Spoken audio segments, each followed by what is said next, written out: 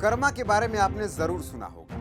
मतलब ये कि जैसा करेंगे वैसा भुगतेंगे। लोक जनशक्ति पार्टी 5 सीटों पर,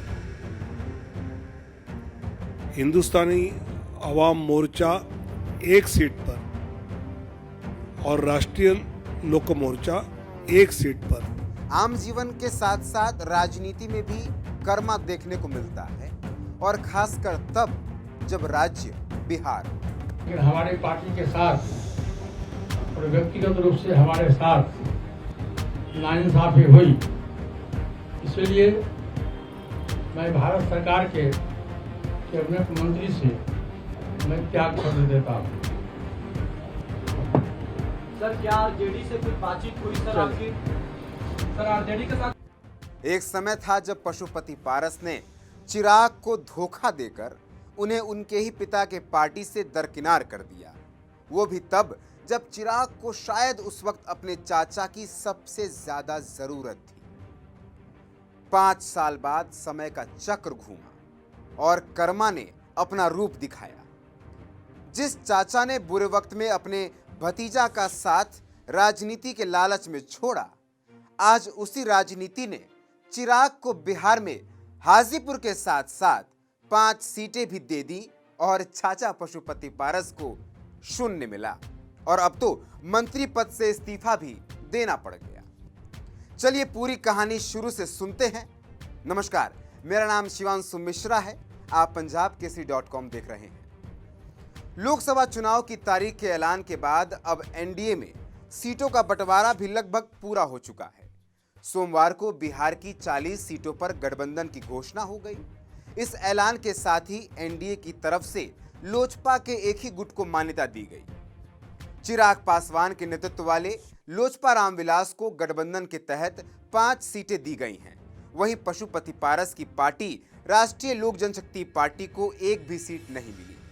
दिवंगत रामविलास पासवान की लोक जनशक्ति पार्टी 3 साल पहले टूट गई थी। लोजपा के 5 सांसदों चाचा पशुपति पारस, चौधरी महबूब अली कैसर, वीणा देवी, चंदन सिंह, चिराग पासवान के चचेरे भाई प्रिंस राज ने मिलकर राष्ट्रीय अध्यक्ष चिराग पासवान को सभी पदों से हटा दिया था।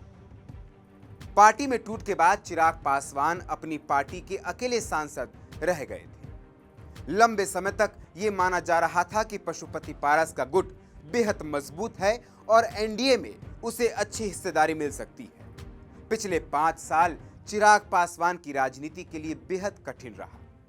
2020 के विधानसभा चुनाव से ठीक पहले उनके पिता रामविलास पासवान का निधन हो गया। इसी बीच एनडीए में जदयू के विरोध के कारण लोजपा को उचित सीटें नहीं मिली, जिसके बाद चिराग पासवान ने विद्रोह कर अकेले चुनाव लड़ने का ऐलान किया था।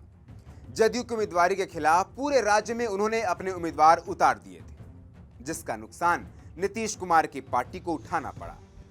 इस दौरान भी चिराग ने बीजेपी के खिलाफ उम्मीदवार नहीं उतारे थे, लेकिन चिराग ने हार नहीं मानी। 3 साल तक कड़ी मेहनत की, जनता के बीच गए, बिहार फर्स्ट, बिहारी फर्स्ट की बात की, तो जनता का भी खूब प्यार और सपोर्ट मिला, जिसका नतीजा ये निकला कि चिराग ने अपने आप को ऐसा बनाया कि बीजेपी चिराग को और उनके सपोर्टर्स को इग्नोर नहीं कर पाई और 3 साल बाद लोकसभा चुनाव में चिराग पासवान को बीजेपी ने 5 सीटें दी और जिस सीट के लिए चाचा भतीजा में जंग छिड़ी हुई थी, वो सीट भी चिराग पासवान को दे दी गई, यानी कि हाजीपुर सीट भी अब चिराग पासवान के खाते में चली गई है।